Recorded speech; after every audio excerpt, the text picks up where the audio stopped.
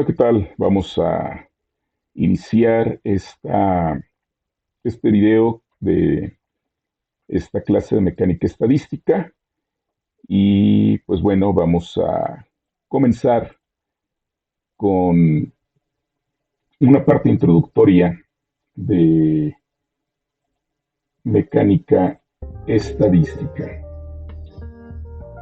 Esta parte introductoria pues tiene que ver justamente con los conceptos más importantes que estamos revisando, que vamos a revisar en esta primera entrega, ¿no? Pues vamos a hablar acerca de los fundamentos de la física estadística.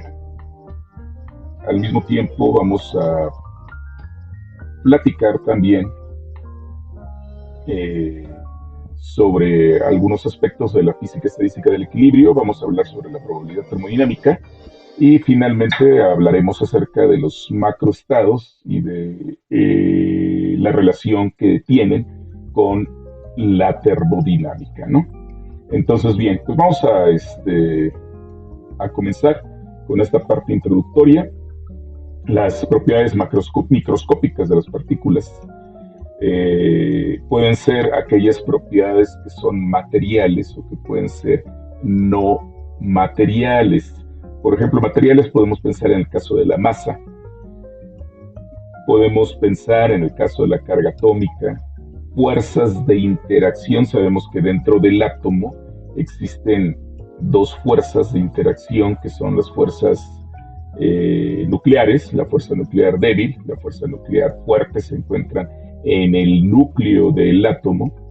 Y también, bueno, pues hay una fuerza electrostática, que es la que mantiene a los electrones girando alrededor del núcleo. Entonces estas son también llamadas fuerzas de interacción y es una fuerza de carácter electrostático, ¿verdad?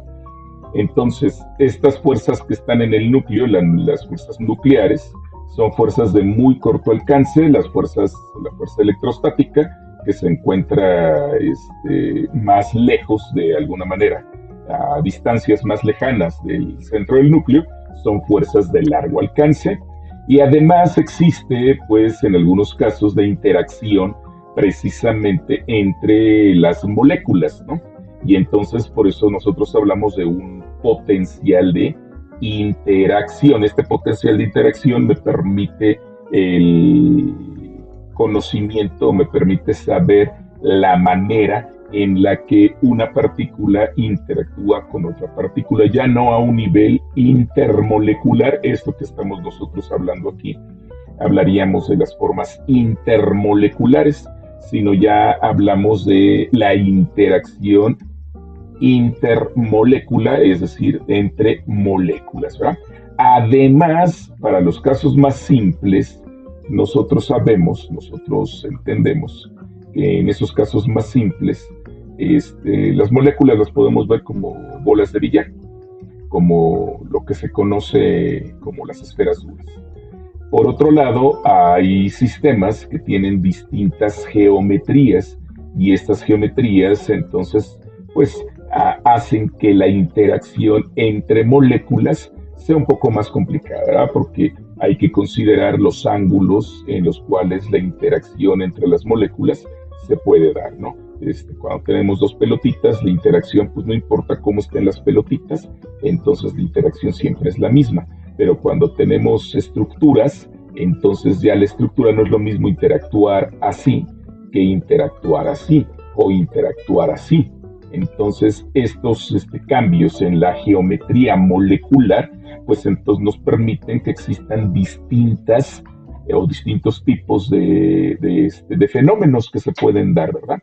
Entonces esta geometría molecular podemos decir que de alguna manera pues es justamente una propiedad que es pues de alguna forma no material, ¿verdad? Porque la geometría no es propiamente una parte de la materia, sino es justamente una parte de la forma que pueden tener la materia, ¿no? Entonces, a esto se refiere con que estas propiedades microscópicas, ya sean materiales o inmateriales o no materiales, son las que dan lugar a las propiedades de la materia, ¿no? Entonces determinan las propiedades macroscópicas del sistema que lo forma, ¿no? Entonces, esto es lo que nos debe quedar claro, ¿no? Bien, hay una relación con la termodinámica. La termodinámica para nosotros es una ciencia totalmente fenomenológica. Entonces, en ese sentido, esta ciencia fenomenológica se basa exclusivamente en el experimento. Si yo quiero saber la temperatura de un objeto, lo que tengo que hacer es tomar un instrumento de medición para saber la temperatura del objeto. Con ese instrumento de medición que yo tenga, le tomo la temperatura al objeto y una vez que alcanzan lo que conocemos desde el punto de vista termodinámico, el equilibrio termodinámico, es decir, hay una propiedad, la ley cero de la termodinámica me dice que existe una propiedad en el instrumento de medición y en el objeto en el que se está midiendo, en donde esa propiedad, después de un tiempo en el que estuvieron en contacto, es exactamente la misma. Esto es prácticamente lo que me va diciendo la termodinámica en sus leyes de la termodinámica, la ley cero, la primera ley, la segunda ley, la tercera ley. Ya la tercera ley se mete con un poco más de cuestiones de carácter estadístico, pero bueno, al menos hasta la segunda ley, todas las propiedades que se derivan de la ley cero, que en el caso da la temperatura empírica y la temperatura termodinámica con la escala ya de temperaturas, me da la ley primera me da el concepto de energía interna y me da el concepto de trabajo y de calor, y la segunda ley me da precisamente el concepto de entropía. Entonces, bajo estas condiciones, nosotros podemos observar que estas propiedades son propiedades macroscópicas del sistema que de alguna manera podrían entre comillas, ser medidas con instrumentos de medición. Ciertamente el caso de la entropía es una propiedad, es una función termodinámica, pero no tenemos un instrumento de medición que me permita medir la entropía como tal, o quisiéramos tener de alguna manera, así como tenemos un termómetro, un entropiómetro, pero no lo tenemos, ¿verdad? Entonces, la entropía aunque es una propiedad termodinámica del sistema, aunque es una propiedad macroscópica del sistema, aunque es una propiedad intrínseca de lo que se le hace al sistema, es un potencial termodinámico que se obtiene a través de el álgebra o de las matemáticas propias de la termodinámica y que nos permiten tener conocimiento acerca de esa propiedad. No así la presión, no así el volumen, no así la temperatura, no así el calor específico, que serían la densidad, que serían propiedades de la termodinámica. Unas son también, además de ser propiedades, son funciones de estado y por eso son la importancia de ellas. Y bueno, la mayor parte de las funciones de estado, que son las energías, la energía interna, la energía libre de Helmholtz, la energía libre de Gibbs, la entalpía y la entropía, estas funciones de estado, estas propiedades de estado, pues se calculan de manera indirecta, son funciones derivadas de las propiedades que sí se pueden medir a través de los instrumentos de medición. Bien, entonces, esto es lo que nos proporciona la termodinámica. Sin embargo, la termodinámica, como lo hemos comentado, pues entonces habla de esas propiedades macroscópicas, de esas propiedades macro, pero estas propiedades en el fondo están relacionadas con el comportamiento colectivo de las partículas microscópicas que conforman el sistema.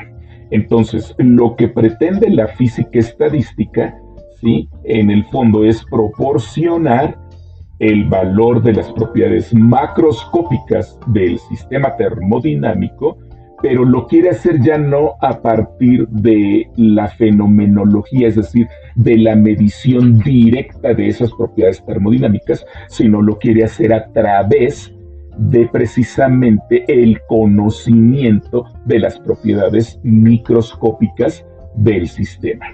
Entonces, el comportamiento colectivo de las partículas microscópicas en promedio da el conocimiento de las propiedades macroscópicas del sistema. Y entonces por eso es que aquí pues hemos ilustrado precisamente pues este asunto en una propiedad macroscópica que nosotros podemos medir con un barómetro, que es el instrumento de medición que tenemos aquí. Se está midiendo la presión de un neumático y esta presión se mide con este instrumento, pero en el fondo la presión es el resultado de las colisiones de todas las partículas sobre una de las paredes, ¿no? Entonces, lo que está ocurriendo es que las partículas están golpeando, están incidiendo en cada una de las paredes. Mientras más partículas metamos al contenedor, en este caso al neumático, cuando le metemos aire, le metemos más partículas, entonces pues más partículas va a haber, mayor número de colisiones va a haber cuando haya más partículas. Y eso ayudará o eso hará que la presión del neumático aumente, ¿verdad? La presión disminuye si sacamos partículas del sistema. Si sacamos partículas del sistema, al sacar partículas del sistema, habrá más espacios libres para que las partículas se puedan mover, y de entonces lo que ocurrirá justamente es que esas partículas no habrá tantas colisiones, por lo tanto no habrá tanta presión en el sistema. Bien, entonces, evidentemente para nosotros la descripción macroscópica pues requiere pocas variables, ¿no?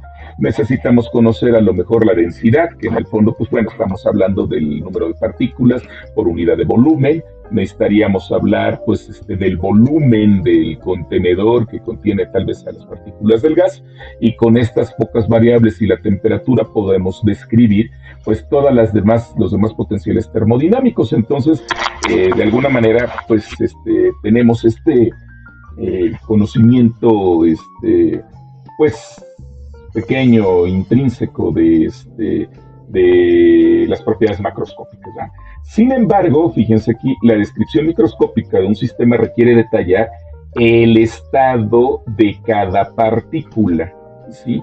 El estado de cada partícula del sistema. Para determinar el estado de cada partícula del sistema, pues evidentemente yo necesito describir el movimiento de cada una de las partículas. Esto quiere decir que yo tengo que describir las ecuaciones de movimiento a través de la mecánica, ya sea clásica, ya sea cuántica. Yo debo de poder describir las ecuaciones de movimiento, y ya sea en la formulación que nosotros deseemos, la formulación lagrangiana, la formulación newtoniana, la formulación hamiltoniana, ¿sí? O en el caso cuántico, pues evidentemente es a través de la ecuación de Schrödinger, y de conocer el hamiltoniano, que me permita describir el estado dinámico del sistema. Entonces, si yo tengo aquí pues un conjunto de partículas, evidentemente describir la dinámica de todas y cada una de las partículas es lo que hace que esto requiera una mayor complejidad. En conclusión, lo que nosotros podemos pues afirmar acerca de este puente y de este proceso es que la física estadística o la mecánica estadística, lo que nos permite hacer, lo que nos va a dar como resultado, como un resultado intrínseco, como un resultado importante, interesante, y el hecho del por qué es necesario que todo físico, todo ingeniero físico conozca precisamente acerca de ella, es que conecta la descripción microscópica de la materia con las propiedades termodinámicas, que sería la descripción macroscópica de un sistema, ¿verdad? O de la materia. Entonces pretende entender cómo ciertas propiedades microscópicas de los cuerpos, como todas esas ciertas propiedades microscópicas, tienen una incidencia en lo que nosotros podemos observar a un nivel macroscópico, ¿verdad? Los cuerpos evidentemente dependen de sus constituyentes microscópicos, ¿sí? Y de las interacciones microscópicas, tanto intermoleculares como intramoleculares, ¿verdad? Entonces, lo que hace la mecánica estadística es construir el puente que relaciona la parte microscópica con la parte macroscópica de la materia. Correcto, jóvenes. Pues hasta aquí esta primera entrega y pues espero que esta introducción les sea de pues les sea de ayuda para que puedan ustedes desarrollar su tarea. Gracias y nos estamos viendo en la siguiente entrega.